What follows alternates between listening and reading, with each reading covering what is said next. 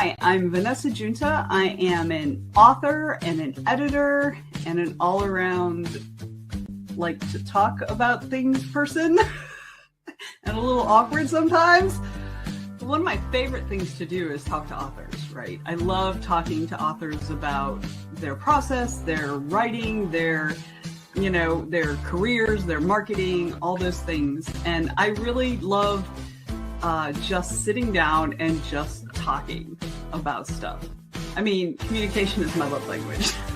So that's really what I had in mind. I really wanted a situation where I could just have a conversation with somebody. So, and a conversation and a cocktail is really all about us hanging out and drinking together and talking about the stuff.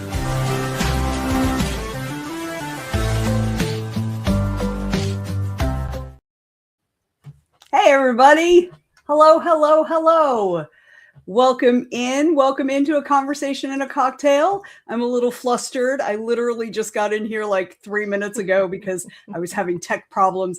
I didn't even get a chance to assemble my drink. So I'll be doing that while we introduce our lovely guest, Beth DeWeese. Hey, Venessa. Thanks for having me. Thank you for being here. I'm so excited. So first, what are you drinking? So I am drinking a Jameson and ginger. Ooh. I have my fancy ice cubes that I had my little mold to make them myself, and I sliced my own lime. So cheers to you. I love that you have a lime garnish. That's lovely. I haven't actually put together my drink. I thought I'd finish off the eggnog since I didn't actually get any of it. My husband has been drinking it.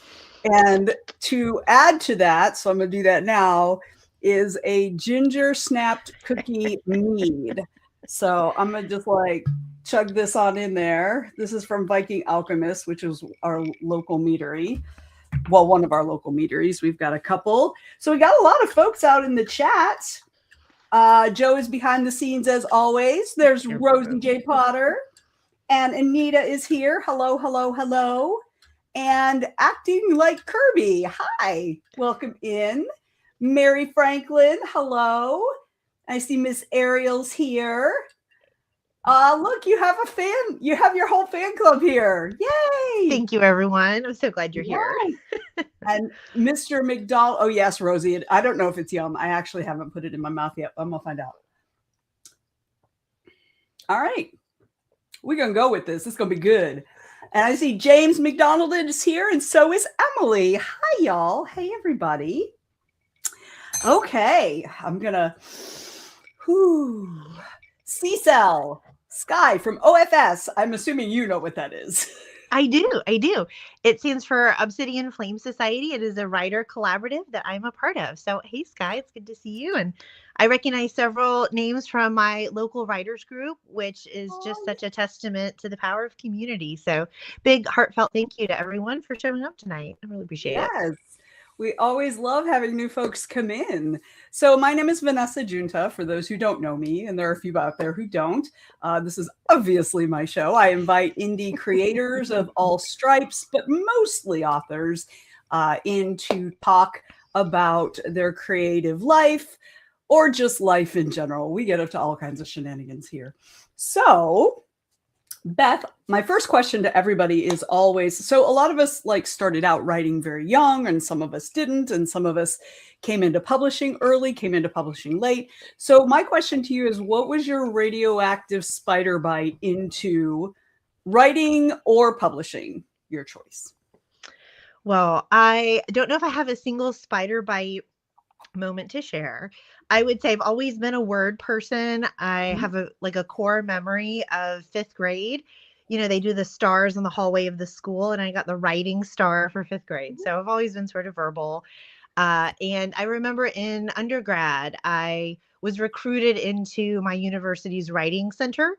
I took my own term paper in, and the director of the center happened to take my walk-in. So I've always been, sort of in the writer space. I was actually an editor for a few years. I was in-house. I kind of worked my way up through the editing ranks. There's lots of different types of editing, Mhm. but that was with sort of nonfiction. It was with educational publishing. So we Oh, made yeah. workbooks, Mhm. and I was the writing and language arts specialist. So I worked in product development. I did copy editing, developmental editing, line editing over the years. So again, Ooh. always been kind of in the Mhm. word space, Yeah. but that was an undisclosed number of years ago. So that was before really Like the 3 years ago. Like 3 years ago. exactly. This is my first drink. Didn't Yeah. know if you knew that tonight. Yeah. And yeah, so I've always kind of been in the writer space, but that was again before really self-publishing I think really Mhm. existed or had a lot of traction. So I went on, I did other things, I had other jobs. I lived a life, Vanessa.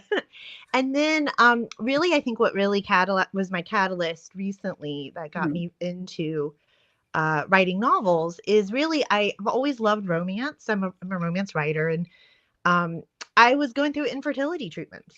And after Oh. years of failed treatment, we went to 2 different fertility clinics. We had 3 different reproductive endocrinologists. And, you kind of get to the end of it and there's no happy ending. At least there wasn't for us. Mhm. There is certainly for a lot of people. Yeah. And I really clung to romance and I began to sort of study romance in a way that I didn't as a casual reader, in my 20s. And I Mm. learned a lot about it. And I really did. I think like an understanding of romance as a genre. Because, Mhm. like a lot of us, I read Nicholas Sparks. I thought that was romance. I got burned a couple times with him. And when we got to the end of our journey and my ovaries decided to unsubscribe to my newsletter, my husband Oh. actually, bless him, was like, you know what? You should just write one. You talk about it all the time. You're reading all these books. I was reading like 2 Oh. or 3 a week. You should just write one. And so I did. And that's how I got into writing romance. And of course, he knew my background and he knew Mhm. that was kind of a natural progression for me. And so, a lot of fist waving and yelling at my computer in a few years. And here we are. I mean, that's normal. 100%. Yeah, All part of the 100% process. normal. So. That's right. But you know what? We love a supportive partner. Good Mhm. on hubby. I Yes, love Mr. that. Delightful. I go by Delightfully DeWeese on all my socials, so I call him Mr. Delightful. And yeah, he was wonderfully supportive. And I just want to give a shout out. Anything technical that happens, my website, this whole setup, this background, this microphone, it's Mr. Delightful's doing. It's Oh. certainly not mine. So he's wonderfully supportive of my writing. Well, we definitely love him. We do definitely love him. So I do want to mention, Joe already put it in the chat, but please feel free to put questions in the comment section if you have some, because we are all about just chit-chatting with everybody, all the things. All right. So you're a romance person, as we well know. So those who don't know, Beth is also part of the group that I run, the Writers Troupe. And one of the reasons I wanted to bring you on here tonight is because I know you always downplay yourself when you're answering a question. Like when we have our writerly discussions on Sunday evenings, y'all, Beth downplays. She's like, I know I've just got a couple books out, but, and then she just lays down the wisdom. She just knows her stuff. So that's a big part of why I wanted to get you on here, because I think that you've got a really cool perspective and you've done a lot of learning and research and stuff. So I just feel like it's. I just wanted you here. I just wanted you here. Yes, 3 cheers for Mr. Delightful. Yes, Oh, she does I downplay a feel called lot. out. I'm seeing these comments. Yes, Thank you. yes. We call people out. And Anita says, you're right, Anita. Anita says she's our romance guru. That's exactly right. Whenever we Thank have you, a guys. topic that's romance related, if Beth isn't there, everybody's like, oh, Oh, it's true. It's true. All right. that's very kind. Enough of that. So one of the things I do when I have somebody on is I go, spelunking through the internet to go find stuff about them. But there's not a lot about you out there. You don't toot your own horn. You don't get out on these shows very often and stuff. So I was like flying blind. So then I just got into like looking at your backlist. So I noticed that you kind of have 2 different things. You've got your shifter romance, right? Love a shifter. Which is, and it's funny because that's not something I've ever gotten. Like vampires were always my thing. So and that's very common, I think. There's like folks who really, really love vampires and folks who really, really love shifters. I would love to hear. One of the things I noticed is that your shifter series is set in a small town in Tennessee. So how did all of that come about? Like, how did you decide where to set it, that you wanted it, in the South versus in, the West or whatever?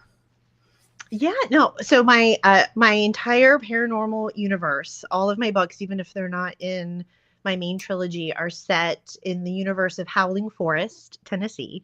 That's the fictional small town. And I sort of, in my mind, I picture them kind of like Chattanooga, Tennessee. And by that I Mhm. mean they're on kind of the foothills of Appalachia. So it's wild, there's forests, but it's not so remote that there's not warm and cuddly, yes.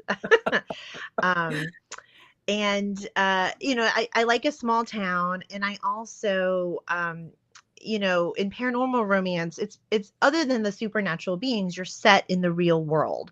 And I really like the idea of making a place up so I don't have to keep track of real details. And I think that's just an easy fix. Sometimes it's as simple as that. And I also, I think, when I think of like specifically wolf shifters, I think of pack culture as being a really big part of what it is to be a shifter romance. And so I like the idea of Howling Forest is this town that it does exist in the real world. And, it's not another dimension or something like that, Mhm. but they're isolated. They are sort of hidden from humans. They are living this parallel life and existence. There's one road in because it's remote. So it's one road in, one road out. They leave up permanently a bridge closed uh, sign so that you have to know that the bridge isn't actually closed Mhm. to drive through it. And I think the inspiration for a lot of those smaller details, like the covered wooden bridge and the vibe, like one of the businesses in the town is Hackle's Bar. I'm just outside of Nashville, Tennessee, and so you get a little out of the city, and you have some wonderful places that are very charming, but they're influenced by country music. So you'll Mhm. be in, like podunk nowhere, and then there'll be this like really cool coffee shop that some retired country singer started. That's a very common kind of thing, Mhm. and I like that vibe of you can find something that's really interesting and exciting in kind of the middle of nowhere, and a little bit country music inspired, and a little bit sort of small town rural. And I just like the idea that they have this entire life that they live, and there's an economy, and there's businesses, and each wolf pack in my universe has a different um, capital for their territory. So each Mhm. small town has a little bit different vibe, is a little bit different economic focus, and like one of the packs is more isolationist. I really wrote Howling Forest to have an ethos of economic development. So there's a lot of new businesses. There's a lot of renovation of existing businesses to keep the economic activity churning. Mhm. Howling Forest is welcoming to other types of supernaturals. So while it is the hub for a wolf pack, wolf shifters, there's also witches that own businesses, maybe a few other Mhm. supernatural types. If you read, you'll find out. And so I just think it's really just really fun. Of course, like all of us, just about, I have a day job, and I really wanted to do something that's completely not like my day job, and that's Howling Forest. I Yes, I escape love there, and I welcome you to join me. I love that. And I really love how you have an option to expand into other types of paranormal besides shifter with your world, right? So I think that's super cool. So I have a question. Did you, because it's, kind of in the foothills of the Appalachian Mountains, do you incorporate any of that lore into your books? Any of the Appalachian lore? Good question. I haven't yet. I'm intrigued by it. I think there's some potential there that I'd love to explore.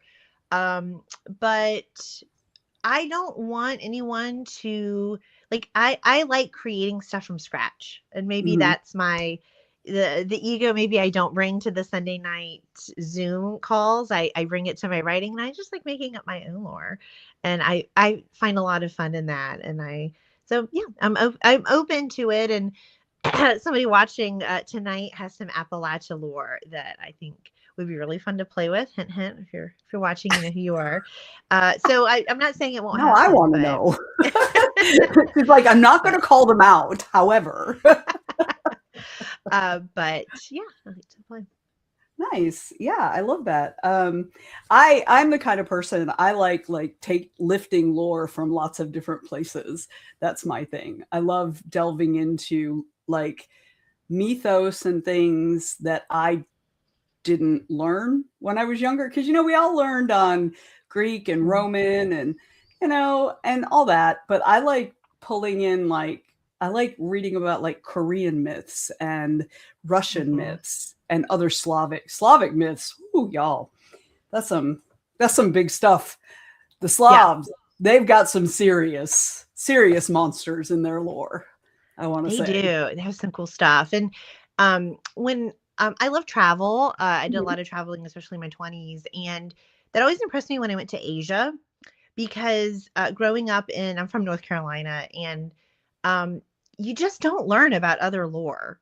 Like No. you learn a lot about Western Europe, right? And Hmm.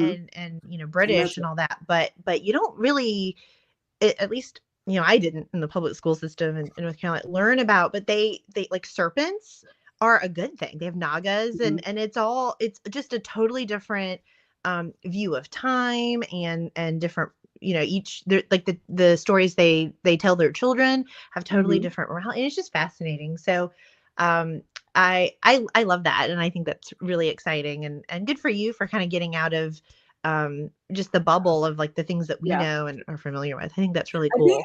I think there is a risk with that though because my culturally my history like my family culture is Italian and then like a little German and some English, right? And maybe a little bit of Irish in there, I don't know.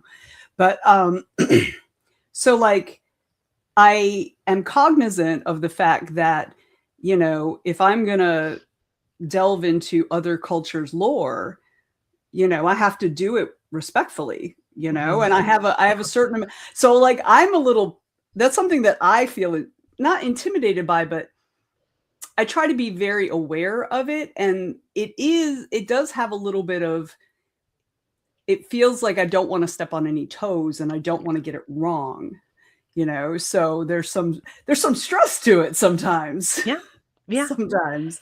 So yeah. that's another check in the box of let me just make everything up. Yeah, exactly.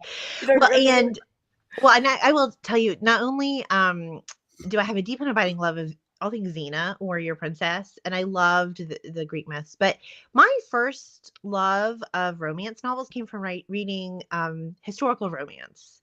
That Mhm. is really my entry point, and I love a historical romance, but I have so much respect for getting it right. Like I would never Mhm. want a reader to pick up a historical novel, romance from me and feel like I didn't have the time for the research. So I don't know, maybe one day when I'm retired and I have all this time, I can do the appropriate level of research into, Yeah. Regency era Europe and Britain. But until then, because you can't just make up a duke. I mean, you can make up the name, but there's a lot of lore there There's that you have to you have to respect. Yeah. understand how the hierarchies work and who is deferential to whom and you know Hmm. Oh, and I'm yes. seeing in the comments, yeah, lots of people. I mean, they're amazing. I love it. Mhm. Give me a Duke that thinks he's never going to get married every day, twice on Sunday. But yeah, I just you have to know your limits, and Yeah. I just don't have the time to do the genre justice. Yeah. And so growing up, one of my absolute favorite authors, and this is because I was a big vampire whore, let me just say that's what it is. We listen and we don't judge, Vanessa. I know. That's exactly why I'm perfectly comfortable admitting that. So, was Chelsea Quinn Yarborough, and I don't know if you've ever. She's Mm-mm. actually the grandmother of the paranormal romance genre, particularly historical paranormal romance. She wrote the Count Saint Germain series, which is books set in following a vampire set in different time periods. And I read them because vampire, and I fell in love with them because historical. The romance part was fine too, but so I love historical stuff. So I was just like all over that. So as a young reader, I didn't read romance, but I did read what would end up being categorized as paranormal romance, because it really was about it was as much about the relationship between the vampire and his lover, whoever it was in that book, or he ended up turning one of his lovers. And so some of the books were about her. And so it would be her and her lover. But the detail, it's very daunting. It's very daunting, having that level of detail. But I'm not surprised that those transition into romance, because how do you survive forever without love, Venessa? I ask you. No, I agree with what's you. a lonely vamp to do? I know. I mean, look what it did to Lestat. They ended up turning a child just to have a companion, and that turned out really well. All right. But you're absolutely right. Yeah. And I think that's part of one of the draws, particularly of vampires. I think it's interesting because vampires are they're very alone, right? They're very lone figures because they live so long. Everybody they love is going to die unless they're also, have longer lives for whatever reason. And I think it's interesting because you look at shifters, and shifters are not. Shifters, generally speaking, are pack oriented. So they are definitely social. So I think that's kind of, I don't know what that says about me, that I was drawn to the loners instead of the communities. Because I'm the opposite of that as an adult. As an adult, I make community around me. So, all right. Anyway, we're not talking about me. We are talking about me. We're talking about both of us. It's fine. The other thing I noticed is that you also do the little Insta-love story. So I actually would like to hear more about that, because I don't know anything about Insta-love. Like, I had never even heard of it until a year or two ago. So tell me, share your wisdom. Oh my goodness. So you've got it on my background. Bidding on the Tracker is an Insta-love romance. Actually, so glad you asked about this. I just announced this week I have another Insta-love coming out that's contemporary romance in October. So just in time for multiverse. Yes. Really excited about that one. So Insta-love, first of all, it is so fun to write. Let me just tell you, you lock in to a story, you get in, you get out. It doesn't take a year to produce a full novel. Like, how long are they usually? There's different amounts. I would say probably novella length, so 30,000 words, so 150 pages in a paperback, and anything less than that, I would call that. As long as it's, Insta-love is a complete story. So if it's something that's more of a vignette, or then that might be more erotica, or that might be a short story as opposed to an Insta-love romance. But yeah, I would say there's a lot of different links that people kind of shoot for, and I think writers tend to settle into their stride on length, but I would say generally they're all novella length. And I think, if I'm trying to describe, what is Insta-love, it's like the opposite of a slow burn. It's whatever contemporary parent, whatever it is a bam, that is my person. And both don't have to feel that way. I mean, it's usually one, typically in a male-female romance, it's typically the man, but it doesn't have to be. And there's an instant recognition. That's why it's called Insta-love, because there's it's love at first sight. But I think what's really fun is you have to, at least fun from a craft perspective as an author, there has to be you have to really think about your scenario, your context, your story structure, about why can't they just be together? Because they're two consenting adults, right? And you only have 100 pages to put them together, keep them apart, and put them together again. So you really have to think through, like, what's the scenario for there to be that instant love at first sight, some sort of obstacle in their way that they have to overcome. But they're basically just like any other romance. They are just shorter, and the plots are not as twisty turny. The plots are, there's just fewer beats because there's, there's less shorter room. length.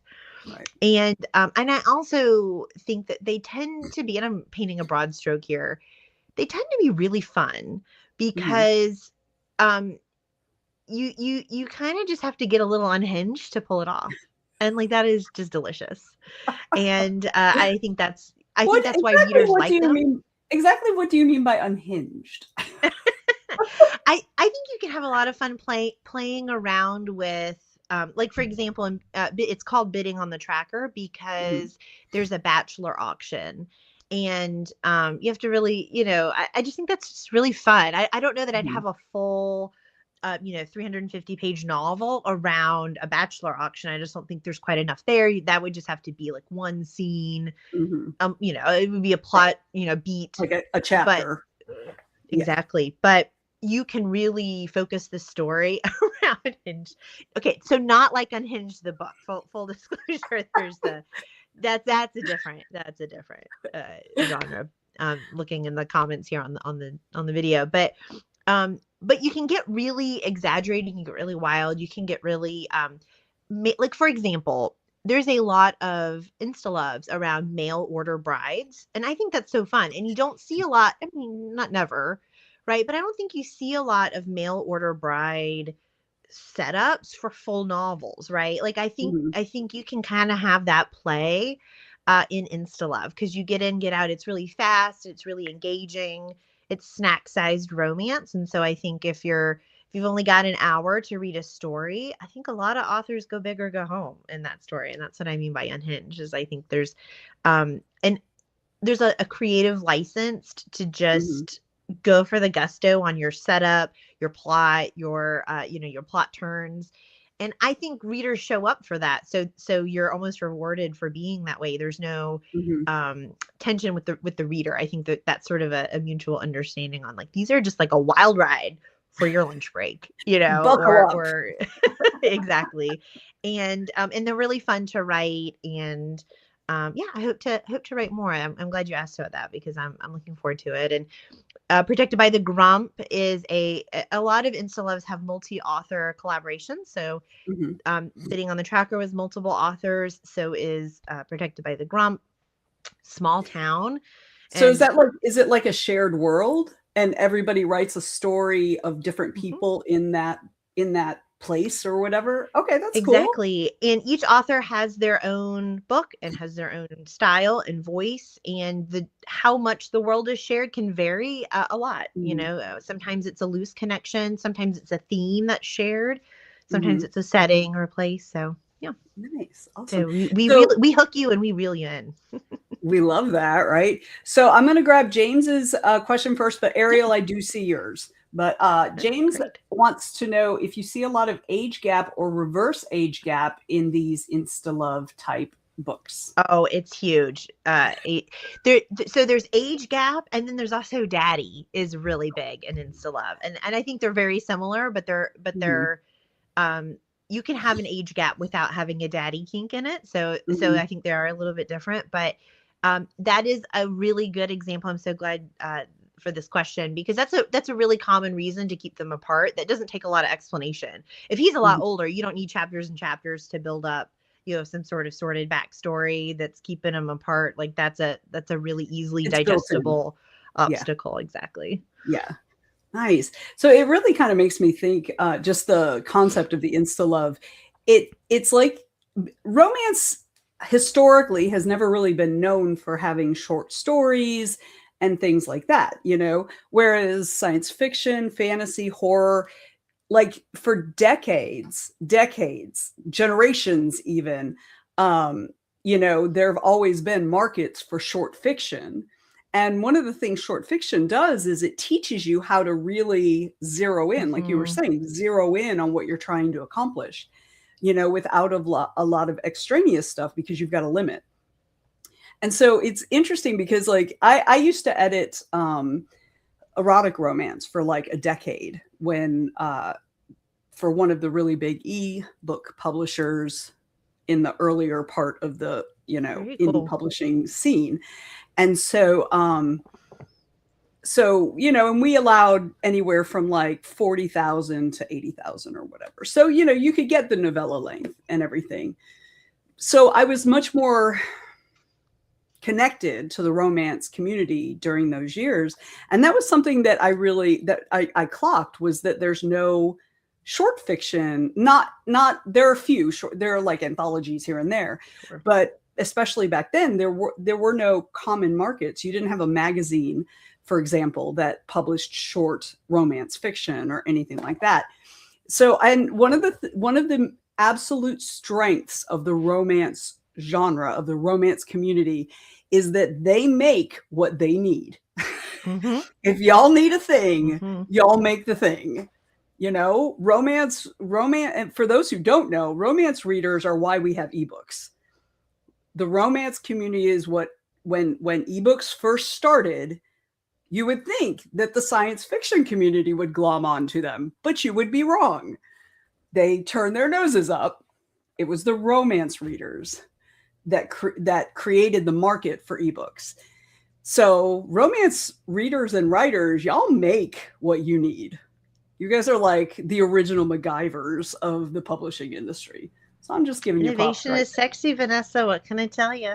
I'm not disputing that at all. You know me, I am not a romance naysayer. Past Venessa decades ago was, but current Venessa is not. James says these are like the sweet treats. I like it. Little treats for Carline and such. Yeah. Nice. Yeah, right. and that's the appeal. And I will say Amazon, Kindle Unlimited, I think really helps because you get page reads, which is I think more advantageous. Like when you have shorter romance, the price per book is lower, but you still get page reads. And Amazon has timed categories, and so they have entire ways of searching for content on their platform that lend itself to these shorter. So yes. I don't know if Amazon created those categories in response to the demand of the InstaLove or vice versa, but I think it is definitely a market and a need, and it's a great community.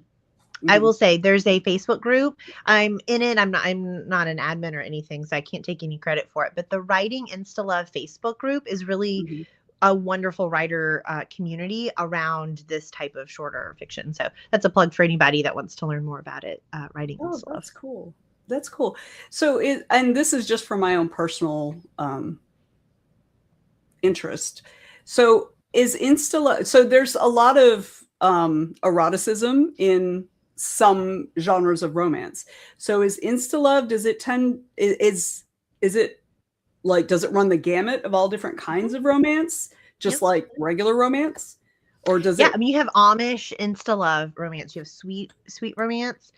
And one thing that I think is emergent that, if we have this conversation a year or two from now, it will probably be a bigger part of the conversation. YouTube.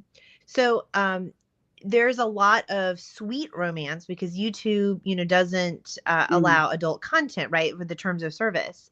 And I think that there is a growing market for readers who like free audiobooks on YouTube. I think it's a very, kind of niche market, and sweet InstaLove is a way to hit that. I mean, you certainly have all links in all genres. This is not by any means exclusive, but I think that is an emergent market. And again, to your point about heat level, that's no heat, or they'll take a high heat that's on Kindle Unlimited, edit it to remove the spice words, and then put it.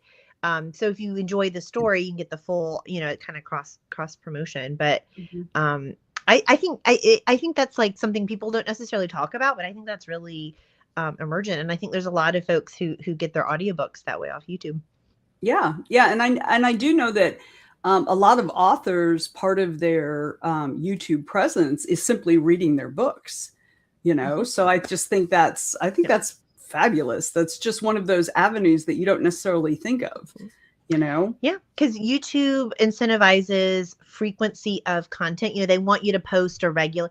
And so if you've got a large catalog of Insta-loves, because you could do one Mhm. a week and put your backlog on YouTube, or if you're writing and publishing, weekly or monthly, that lends itself. I think that's a good natural fit for YouTube. So Mhm. yeah. Yeah, that is really, really cool. Okay, so Ariel has a question that was actually on my list. But she's Let's asking hear both of it. us. But I'm going to ask you. So, what is your favorite romance trope? Fated mates all day long, twice on Sunday. Give me a fated mate. And I will say a really close second place for me is A Woman in Peril, which I know that sounds maybe a little surprising, but hours spent watching Lifetime television for women in the 90s has definitely like imprinted on my psyche. But I love, number one, no question about it, is Fated Mates. And I love exploring as a reader and as a writer. So the universe and fate gives you your mate. How do you make that work? If you don't have to pick your mate, how do you make a relationship out of Mhm. that? How do you build a life? How do you have a happily ever after if you didn't pick your person? Yeah. And I just think that's so fun. Yeah. I think that's cool. I can't really answer this question because I don't feel like I read enough romance to be able to do, like, mostly I have stuff I really don't like that I can't think of off the top of my head right now. But like, what was some of them? I can't remember. There's at least one that I like am violently opposed to, but I can't think of it because I'm not particularly familiar with romance tropes anymore Sure. because I don't, I will occasionally, edit a romance because I'm very like I'm very, very, very versed in editing romance, but I don't really get involved in it anymore. So, and if I can think of the trope that I really, really hate, I will mention it, but I can't think of it off the top of my head right now. So feel free, y'all, if y'all have more questions. And thank you for sharing all that stuff about Insta-love, because I was on your website and I was poking around. I was like, oh, and I got the gist of generally. Sure. I mean, Insta-love, it's kind of in the name, but I'm really glad that you expounded on that. So I appreciate that. Thank you.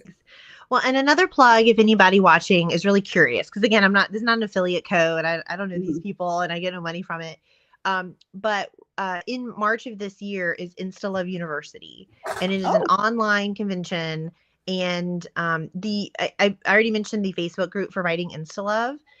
It's people who are very active in that community are putting it on, and there's some recognizable names in there, and there's a lot of courses. They've been posting the schedule that's not super specific to Insta-Love. It's like author newsletters and how to use TikTok. So that is something that's running right now, and it's a virtual con. So it's a great resource. If anyone's watching and is really curious, check out Insta-Love University.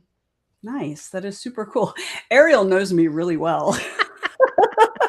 That's not the one I absolutely hate, but I definitely don't like that because, I mean, and I get that miscommunication happens in real life all the time, but like, it's like, dude, all you had to do was just like circle back and repeat what you said so that they understand it. And then we wouldn't have to read 150 pages of whatever. Anyway, so yeah, right, Rosie. Rosie's like, just talk about it. Yes, I'm exactly the same, Rosie. I'm exactly the same. That's not the one I really hate. There's something that I like every time it comes up, I'm just like, oh, I hate that, but I can't remember what it is. I mean, obviously, I've blocked it out because it's so fucking traumatic. So now I'm really curious. So if you think about it, I know I am too. I can't remember. I'm old. I can't. Every shit leaks out my ears. I can't remember anymore. So, all right. So the next thing I kind of want to talk about is, being a writer isn't always easy. Like sometimes, like the writing isn't necessarily generally the hardest part. The hardest part is everything else, right? Because you have to step out of your comfort zone. And my question, it's really kind of more a topic than a specific question, and it goes back to like when I was looking for you and, okay, what things has she said elsewhere? And I'm like, there is no elsewhere. So you know? So the actual question that, to start the topic is, it feels like you doing these things are a little outside your current comfort zone, right? So I'd love for you to speak on that a little bit. Like how do you approach it? How do you get over whatever kind of feelings it brings up in you and stuff like that? What kind of things would you like to share with us? Great question. Vanessa, when you're consuming a piece of content, maybe it's a book, maybe it's a podcast, maybe it's a TV show, and you're consuming it and you just resonate with that feeling of, I'm going to drive around the block one extra time so I can get to the end of that chapter. Or you fold that load of laundry that you've been looking at all week and you're like, I got to get to the end of this episode. It's that feeling that you get when the content that you're consuming starts to consume you. And I hunt that like a vampire hunts blood. I want it as a reader, and as a writer, I am so motivated to create that experience in my readers. And that is just, I don't know, I live for that. And I chase that feeling, and I love it for myself, and I love it for you, and I want you to feel it too. And that's something that really motivates me. I will say, and this is going back to, my origin story. I always thought we'd have kids. I always pictured my life as we bought this big old house with this finished attic that I'm sitting in right now because I thought we'd fill it up with kids. And when you get to the end of that journey and, a doctor's telling you you're probably never going to have kids, your fuck it bucket gets real big. And whenever I'm like, okay, so yeah, it's kind of scary. I've never been interviewed. Like, whoever was, but I mean, it's not infertility. And you sort of get to a point where like, well, what's she going to do? Tell me I'm not having kids. And then you just kind of throw it in the fuck it bucket and click. I don't know. I can talk to Venessa for an hour. Give me a little Jameson and ginger. And like, I'll talk to anybody for an hour. Great. It'll be fun. Yeah. And I think that is, sometimes I think to myself, like, if I, like, maybe in college, I was an English major, so I was kind of in that milieu, right, of like other people who were word nerds, and I was working, I was working at the writing center when I was a student, and then, I was working as an editor. Like, sometimes I think like maybe I should have like been brave, but you know what? I always have to check myself, because you can't write if you're, I mean, like, a little bit of fear is normal. I mean, we're all scared, I'm not, in no way am I sitting here telling you, Vanessa, that I am fearless, but you have to have a little bit of fearlessness. Yeah. You have to have a little bit. You have to be brave. I'm just gonna fucking do this thing. That's right. Yeah. Yes. And I didn't have that in my 20s. And, God help me, I didn't really have it in my 30s. And you get to a point, and, now I'm in my 40s, and I was trying to figure out, like, what the fuck do I do with the rest of my life, since I'm not going to be, in the car line, and I'm not going to be, and I don't know, what about being a really amazing romance novelist? And that's kind of how you have to approach it. And I think back to all the books that I read, and I just was like so into the story, and I had that feeling of like just being like consumed by this thing. And I don't know if I'm there yet with my books. Like, I'm still learning and all of that, but I'm gonna try. I'm gonna give it my all. And that is an attitude and a privilege that I did not have in my 20s, and same. I could not have written and so I don't know the plan. It's a shitty plan. Like, I didn't, like, this isn't what I would do if I was, but I'm going to make the best of it. And I am just going to fucking go for it. And here I am. And, what can I tell you? Cheers. And that's, I think, how to answer your question. And that's how I approach my writing, is like, I don't know, if it's terrible, don't read it. I mean, what the fuck have I got to lose? Yeah. And I think I would have written from a place of fear. If I had tried this in my 20s, I would have written it from, and I mean, and I've done so many things at this point that I feel like this is probably not even the most interesting thing about me. So that gives me just, again, a privilege that I did not have in my 20s. So. Mm-hmm. Yeah. And I'm very similar in that regard. When I was young, when I was probably about 13, I was like, oh, I want to be a writer. And I told my mom, and my mom said, oh yeah, that says hold my beverage and watch this. 100%. 100%. Yeah. But when I was like 13, I told my mom I wanted to be a writer. And she said, well, that's a very competitive industry, which is true. Mm-hmm. But of course, my 13-year-old brain tacked on to the end of it, which you couldn't possibly succeed in. Right. So I gave it up. And, it wasn't until I was in my 30s. And, I would write things here and there. I wrote really, really angsty poetry. But I wrote things here and there. And it wasn't until I was in my 30s that I actually was like, you know what? I'm going to try to do this. That's right. Cheers. That's about empty. I killed it. So I can totally relate to that. I can totally relate to that. And let me tell you, wait till you get to your 50s. Girl, wait till you get to your 50s. I mean, it's like my field of fucks lies fallow. There are none. It's gone. So yeah, I'm way braver now than I ever was. So yeah. So there's been a lot of chat in the chatter in the chat. So loving it. Yeah, I know. There's talk about the miscommunication tropes.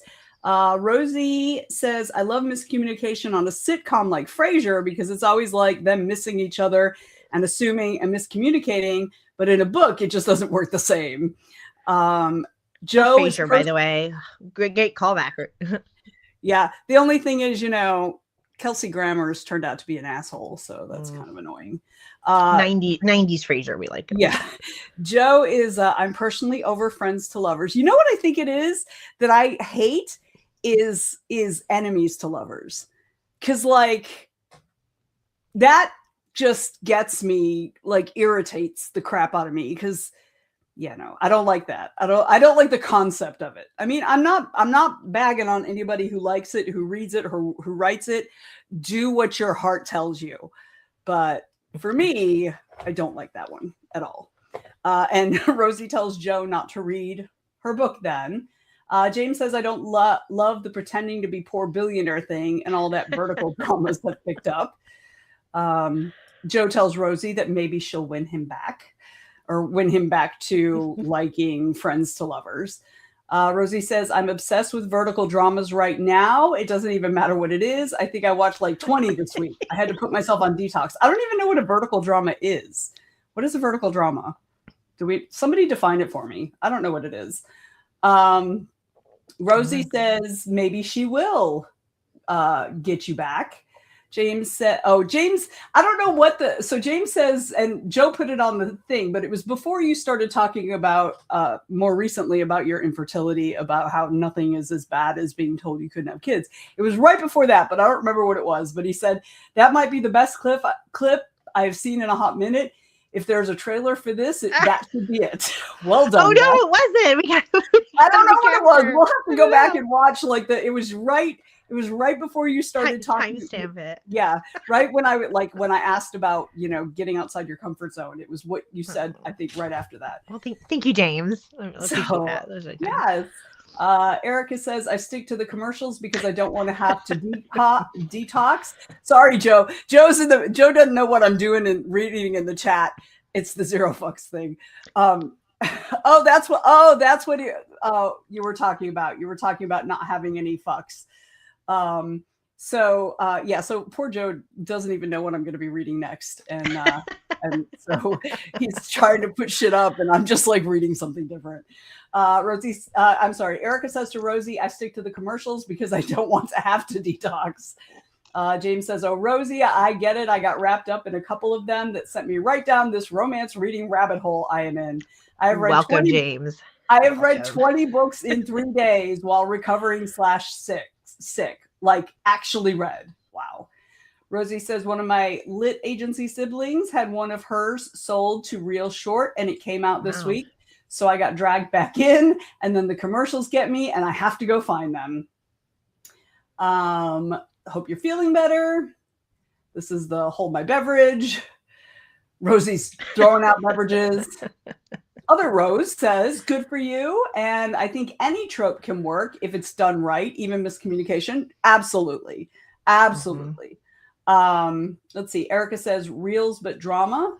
Oh, I see what. Oh, yeah. And Ariel says, I like enemies to lovers if done well. Okay, so the vertical dramas are those little little real like videos that have like some weird like the billionaire is the maid. That's the one I've seen most recently. It's an ad like playing my games or whatever. There's an ad that comes up and it's like the woman in the maid outfit is the actual owner or CEO is the maid or something like that. I think is that what you guys are talking about? Stuff like that. Oh yeah, so Joe has up there what it is. They're today's soap operas, like 90-minute over-the-top super tropey movies that are shot in vertical for mobile viewing. A lot of them are K-dramas and C-dramas, but there are English ones too. James usually does audiobooks, so actual reading is news in my world. Okay, and Joe's like, yes. And Joe and James are like, yes, that's exactly what it is. After it was already explained to me. I figured it out before I got there. Okay, I feel better now. I've learned things, y'all. I love learning shit. Me too. That makes me happy. All right, let me see if I have anything else. Yeah, no, that was it. Oh, I believe that you're going to be you've applied to a convention recently. So Beth has applied to Multiverse. Can we stump for my approval? Put in the comments. We can popular demand. Well, I mean, you do have a couple of the important people in your corner already. So Joe says they usually involve Marines. That's why they hit my feed. I love the mental image of Joe scrolling through and having like vertical dramas pop in. Yeah, especially romance with Marines. That's hey, awesome. Listen, I mean, I love a bodyguard romance, like a woman in peril, but I love that paired with like a bodyguard and Marines are good content, good fodder to I actually edited an indie book written by a man, which is, I mean, I'm not saying it like, oh my God, men never write romance, but men don't often write romance. But it was a bodyguard and a singer and a pop singer. And it was good. Like it was definitely written by a man, but I went in and edited and helped him with that. But it was good. It wasn't, sometimes when men write romance, no offense, guys, but men don't really write romance. You know what I mean? They write a story and the romance kind of leaves something to be desired. This was a good one. So I was very proud of him. It was good. So I do have a, go ahead. You can read the comments. Oh, yeah. Okay. Joe says, well, it's because I was one. These algorithms are ruthless. Yeah, that's true. That's true. And there is stumping. Did you see The King of Guns? Is that the one you found, Joe? Rosie says for everyone to come to Multiverse. Yes, everyone should come to Multiverse. Mm-hmm. Multiversecon.org. And there is, yes, Erica's favorite con is Multiverse. And there are people stumping for you in the comments too. There's, let's see, who was it? Erica was like, Beth. Oh, so Tegan, yes, Multiverse is way fun. Lots of fun. So it's here in Atlanta, just south of the city. So it's in October 16th through the 18th this year, I think. I forget. It's on the website, multiversecon.org. So lots of hellos and different things. So you were going to say, Beth, go ahead. Oh, I was just going to say, this is like completely off topic, but I have a pet peeve or a, maybe pet peeve. I have a soapbox. So, and anybody who's in my writers group or like a close friend, like you're going to be like, oh, she's getting on her rant. Here she goes. We have a bodyguard romance. Like I love a woman in peril, but the whole thing with like a bodyguard romance is and this is, again, I'm assuming here male, female, and I'm assuming the male main character is the protector and the female main character is the one in need of protection. And I love that dynamic, but I cannot stand it. I cannot stand it when the woman is in danger because of incompetence by the man. Like if the bodyguard's like, no one's getting through me, and then they let someone get through him, I cannot stand that. So I'm real picky. I like the danger to come from usually it's an external source, right? Like Right. it's common, but the peril part has to come from a source that the protector couldn't reasonably have anticipated or protected It's not against. anybody's fault. It's not either one of their fault.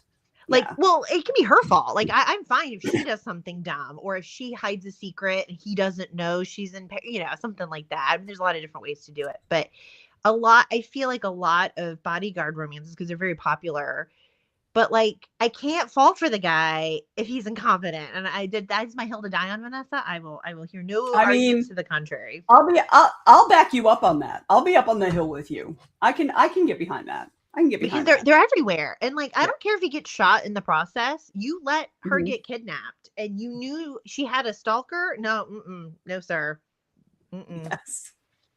Yes. That's my I think you're pretending my TED Talk.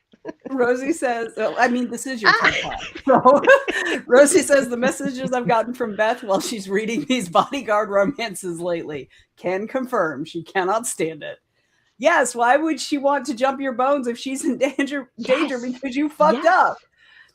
Joe says Kevin Costner with Whitney Houston ruined this trope for y'all. Well, actually, Lawrence Kasdan, who wrote it, ruined it. That's probably true, for real. Yeah, you know what I hate? Tell me. I hate in any book, romance or any other, when some terrible thing happens, some big awful thing happens, and the woman turns to the man and says, "What should we do?" Oh, no. I fucking hate that one. I hate that. I don't care what genre it is. That book will go flying across the room because that will piss me off. Because what do you mean that the woman's asking the man what we should do? Like, what do you mean? Like, if he's an expert on whatever's going on, okay, that's okay. That's okay. But if it's, random Bob and Jane and something happens, the woman's going to be like, no, we need to do this and this and this and this. Right? That's how it's going to happen. What if the man turns to the woman and she says, fucked if I know? So anyway, that's my little soapbox. I mean, I've got a lot. I love it. I've got a lot of soapboxes, but that's one of them. Oh shit! It's already 10 o'clock. Oh, we're just about done. We're almost done. Time flies. Have fun. I know. I'm so glad you came on here. Rosie says, going to put that in all my books now just for Vanessa. Well, I mean, if you don't want me to ever read them, do it. That's fine. I mean, I'll just be throwing Rosie's books across the room. Be like a softball game. So, and then you can put that in one of your sports romances and smoke it. Ultimate Frisbee. There you go. Knocked in the head with a book. Well, Beth, thank you so much for joining me. Thank you so much. My pleasure. Oh, no, mine for sure. Joe says, Rosie, the idea is that you want people to read your books, my friend. That's really how it works. That's really how it works. It's an inside joke Easter egg. That's what it is for sure. I mean, hey, do you do that? Do you put any Easter eggs in your stories? Is that something you ever do? Yes, it is. Because sometimes I write books, like for example, this one has some Easter eggs in it because it's technically a standalone. It's in my universe, but it's it's a good entry point. And I want to draw in my readers. And I'm wrapping up my current work in progress is the third and final book in my Howling Forest Shifters trilogy. book 3. Mhm. And there's been some Easter eggs along the way that pay off in book 3. So I love it. And I'm always open to Easter eggs that are tie into other authors. I think that's also really fun. Oh, So, yes. um, I love stuff where I can recognize something from somewhere else, right? Oh, yes. Thank you, Joe. I meant to mention that oh, earlier, thank but then you. we just got into conversation. So you guys It's can okay. Thank you. scan your screens and grab those QR codes Thank to you. have a look at these great books that are up here, which your covers are fabulous. I especially Thank you. like Searching for Sabine, Thank which I you. also love that name. But yeah, I especially love that cover. That is really cool. Thank you. Really cool. And Searching for Sabine is going to be free later this month. So check it out. They're all in Kindle Unlimited, but it's going to go on promotion. There. Thank you, Erica. On my screen, it's over here. That's super weird. That's super weird. All right. So thank you. You have been delightful, Miss DeWeese. Thank So you. Likewise. thank you, everybody in the chat, for hanging out with us. So don't forget to check the Go Indie Now schedule for all of the great shows. We've got gaming shows and shows about films. And of course, we've always got This Week in Indies on Sunday afternoons at noon Eastern Time. And why? Because it's always time to go indie now.